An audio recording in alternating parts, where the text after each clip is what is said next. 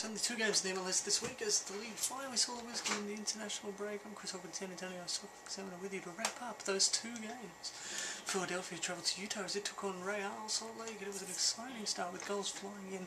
There was end-to-end stuff at the beginning as both teams cruised through midfield before Real Salt Lake started to calm this one down, passing around at the back. And Real Salt Lake took the lead in the 18th minute with Beckham unleashing a shot from distance from 20 yards, an absolute bullet. Philadelphia's pressure trying to push Beckham out, but they didn't do enough as his shot flew into the back of the net.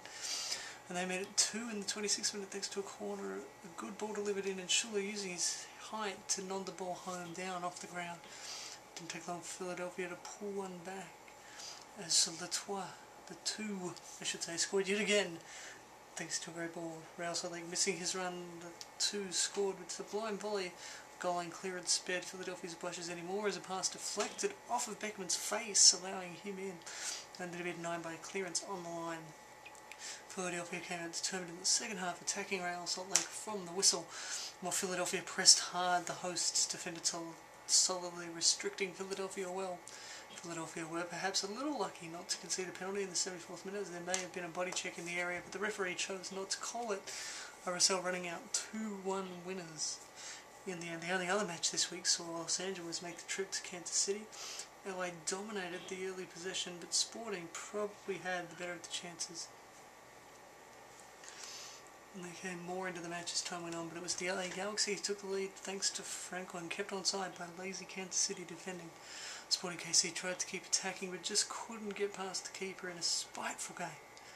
The second half continued to be spiteful and scrappy, but certainly not helped by the scrappiness of the Kansas City field. They spent a lot of money on the stadium, but didn't spend much money on the pitch anyway. Finally, Sporting KC got back on level terms thanks to Julio Cesar, only to see Los Angeles equalise almost immediately as the game really came alive. Sean Franklin netting a brace there. Sporting Kansas City thought they'd clawed it back again, only to be adjudged correctly, offside.